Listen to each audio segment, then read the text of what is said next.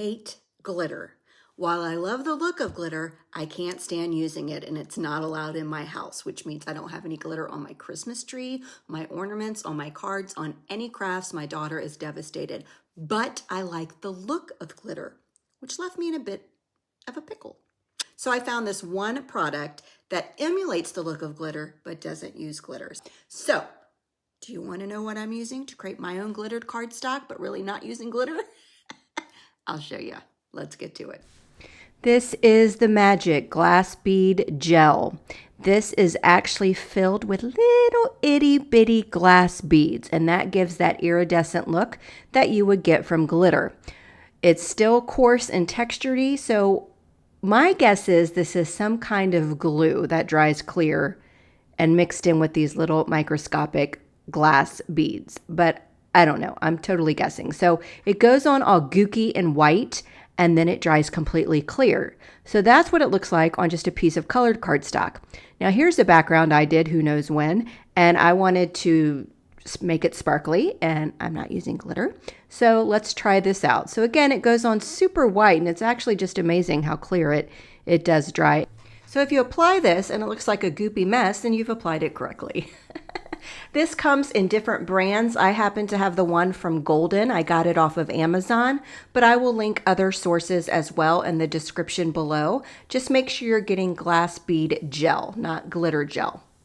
Another thing you can do is color your own cardstock. I need to re-ink my Daydream ink pad, but I made it work.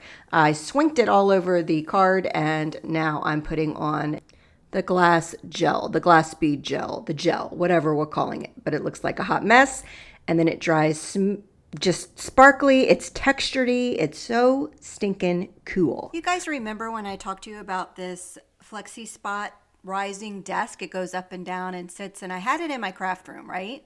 Well, I also got this really cool chair that is also by FlexiSpot. It's an ergonomic chair, and it has a headrest. And I asked my husband to put the headrest on, and then the next thing I knew, my desk and the chair has been moved to his office. Allow him to explain. Why did you steal my desk? Well, I mean, I needed a work desk, and I like the versatility of, being able to sit This down. This is my desk. But you said I could use it. Use it, not take it. Well, finders keepers. How do you like the chair? It's pretty comfortable. Is that what made you steal the whole thing? Once the chair came in, you took the whole package? This chair is kind of dangerous because I'm supposed to be working, but I can fall asleep pretty easily. You're a thief. Anyway, I'll get my desk and chair back. And I also have this power strip with USB. It's really cool. I just need to have a hole drilled in the desk, and then it sets in there, and then all the cords and all the crap is hidden, so you don't even see that. And now I'm wondering if I can get a rolling filing system underneath the desk. I'm going to look into that. But hey, I've got a discount code for you in the description below, so be sure to check that out for the desk, for the chair, for whatever. And thanks so much for sponsoring FlexiSpot. Another thing you can do, you do not need glasses, by the way. My camera was out of focus because I was moving my hands too much. My camera had no idea what to focus on. So this is a mason jar. I just painted it with white gesso. I'm scribbling on some gelatos. These are the colors my daughter picked. So if they don't go together, oh well, I wasn't going to hurt her feelings.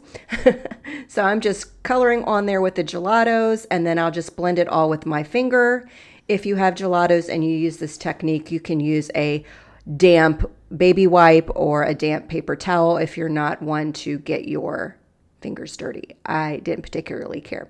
So this is a very mixed media looking mug, but think about all the things you can do with the colors that you have. I have gelatos. I've had them since they came out. These things are like 20 years old, and they're still going strong, baby. If you don't know what gelatos are, I do have a playlist. However, it's quite old, so it probably needs some updating, but I'll link it up here in the corner and then description below. So once that's dry, I went ahead and applied the glass gel right over the top with a paintbrush.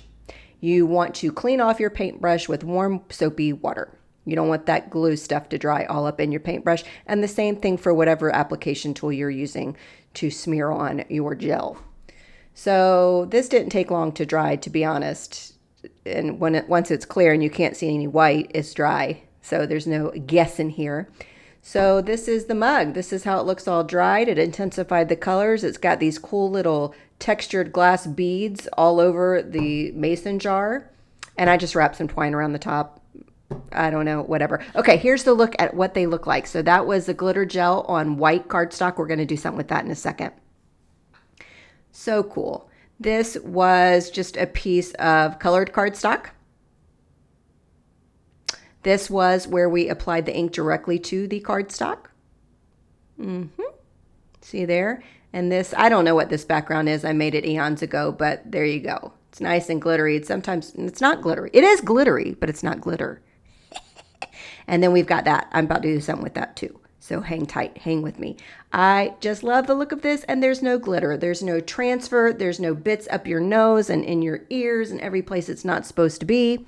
I wanted to see if you could paint over the gel. This is regular cardstock, so I'm being very careful to only use paint. This is some acrylic paint I had out. I could have used watercolors, but they weren't sitting on my desk, so I just glanced over, saw this, and grabbed it. So I'm only applying the paint over the gel itself, because this is not watercolor cardstock. If I put it directly on the cardstock in the areas where there's not gel, it would have pilled up and become a hot mess. So I'm adding a little bit of yellow here and there, everywhere, and then I'll wait for this to dry. I didn't know what this was going to look like, but man, oh man, this is really pretty, which means you can tint your glass bead gel. You can tint it with gelatos, you can tint it with paint, you can probably tint it with ink. Of course, I didn't do any of that in the video because I'm dumb. I just thought of it, but you can do it. So this looked pretty cool. So now this is dry. It's all sparkly and glittery without the glitter, and I just love it. So the downfall, the con, if you will, is glue is hard to adhere to this kind of textured look. I'm using my Barely Arts glue. It's the only liquid glue I have. It did work, but I had to really set some weight on top of it. I'll show you something else you can do as well. But these are, I'm going to show you this whole die set in just a second. This is one of my 5 purchases I made of 2022. So here I am. I got all the weights just holding all the word dies and the glue in place until it sets. I grabbed whatever was heavy on my desk and I just let it sit there until the glue had a chance to dry underneath. Here's a look at this card. This is so cool. That background is wicked cool and it's so cool in person. But look at all the bits. You can actually see the little beads there. See them? Isn't that neat? All right, here's the big die, coordinating die and stamp set I used. It's from the Stamp Market. I'll link it below. I found a gap in my craft stash of large word dies and sentiments. So that is why I made the purchase. So I was lazy, didn't want to take all the stamps off. So I'm going to grab my MISTI stamping tool and I laid the stamp down flat and I'm using packaging tape. I tried masking tape, purple tape, mint tape. None of it was strong enough. So I've got this packaging tape that I had in my craft room. And I was able to add the glue to the back side. I didn't remove the plastic off the back of the stamp set, so I'm able to ink this up. This is a big stamp. This is a solid stamp. So I had to re-ink this stamp like 5 times. Thank God for my MISTI stamping tool. I'm using this little doorknob holder that really helps with the pressure. My hand and sleeve wasn't cutting it, so I'm grateful for that. It's called a Debbie tool, I think. I'll link it if you're interested. This ink that I'm using stays wet longer, so I'm able to heat emboss. So I sprinkled on clear embossing powder and heat set it. And here's the coordinating die. Now I'm going to tell you that this took me a lot longer than it should to realize you had to cut apart those dies. Wouldn't it have been brilliant if those dies just fit, right? You just could die cut it all at one time. Just stamp the whole set, die cut the whole set, but it doesn't. But that's okay. It just took me longer to figure it out. Good Lord. So once you run it through your die cutting machine, all these cool things cut out. And again, I had a need for a big sentiment set with coordinating dies in my stash, which is why I made this purchase. Usually I say use what you have. I didn't have this. I really like making backgrounds more than I like piecing together cards. So having big images or big words really helps with what I like to do in my craft room. So now I've got all these word dies. Also, these are pre-foiled and die cut sentiments also from the Stamp Market. I just picked those up as well.